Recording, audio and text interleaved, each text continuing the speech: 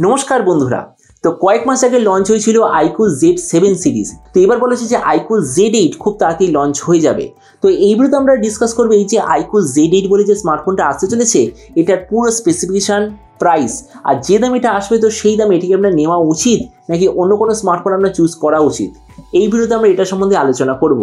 তো চলো শুরু করা যে ভিডিওটা কোনো সময় নষ্ট না করে আপনি যদি গ্যাজেট ওয়ার্ল্ড বাংলা চ্যানেলে প্রথমবার আসেন আর এরকম বাংলা টেক ভিডিও ডেইলি দেখতে চান তাহলে gadget world Bangla channel subscribe অবশ্যই করে নেবেন। তো প্রথমে আমরা আলোচনা করব এই স্মার্টফোনটার ডিজাইন সম্বন্ধে।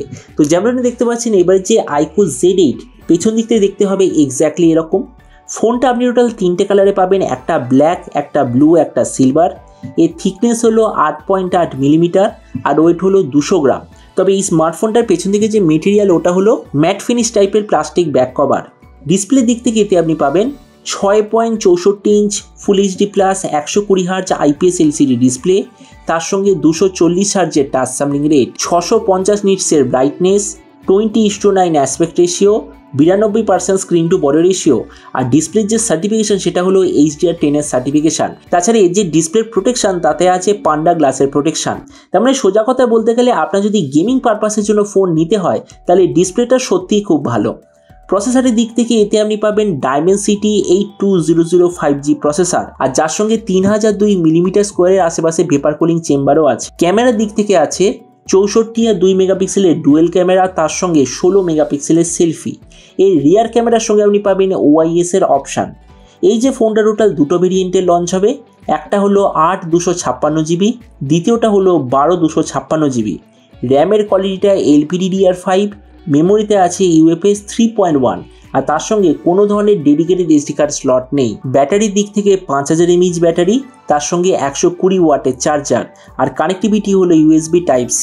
তো এবার এই স্মার্টফোনের বাকি কিছু ফিচার বলতে গেলে এতে আপনি পাবেন Android 13 অথবা Android 14 out of the box, কোনো ধরনের 3.5mm জ্যাক নেই, সিঙ্গেল স্পিকার আর যেটার সঙ্গে আছে সাইড মাউন্টেড ফিঙ্গারপ্রিন্ট সেন্সার। আর সফটওয়্যার আপডেট সাইকেলের দিক থেকে বলতে গেলে এতে আপনি 2 বছরের মেজর OS আপডেট আর 3 বছর সিকিউরিটি আপডেট পেয়ে যাবেন। তো এবার সবচেয়ে মেন জিনিস এই যে স্মার্টফোনটা কবে লঞ্চ হবে, কী দামে লঞ্চ হবে। তো দেখুন বলা হচ্ছে যে এই স্মার্টফোনটা জানুয়ারি মাসে আশেপাশে লঞ্চ হওয়ার সবচেয়ে বেশি চান্স। আর এরপর আমি যেটা প্রাইস সম্বন্ধে বলি তো বলা হচ্ছে যে এই স্মার্টফোনটা যখনই ইন্ডিয়ান মার্কেটে লঞ্চ হবে প্রাইস হবে 24 থেকে 25 হাজার ইন্ডিয়ান টাকার মধ্যে।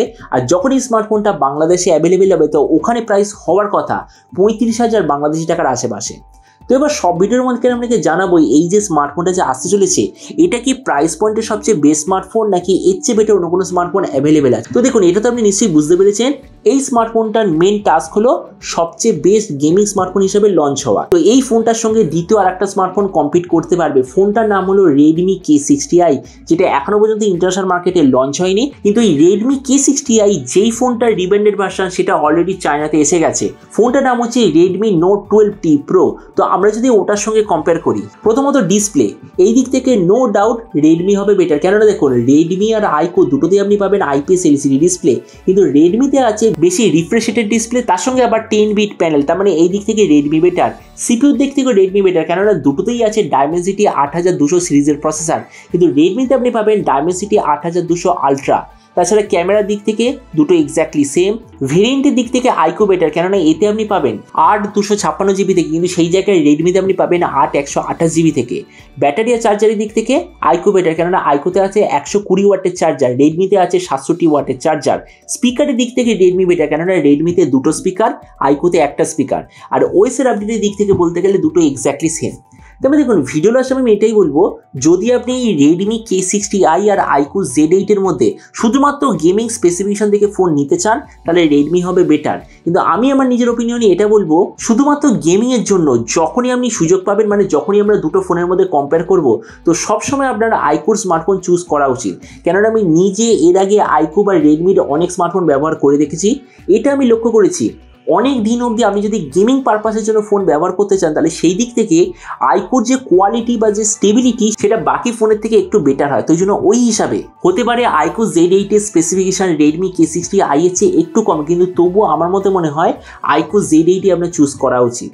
তো এবার আপনি যে কম সম্পর্কে অবশ্যই জানাবেন এই যে দুটো স্মার্টফোন যে আসতে চলেছে তো এই দুটো ফোনের মধ্যে আপনি কোনটা নিতে চান আর কোনটা আপনাদের জন্য বেশি ভ্যালু ফর মানি হবে, এটা সব নিচে কথা বলতে আমাকে একদমই ভুলবেন না।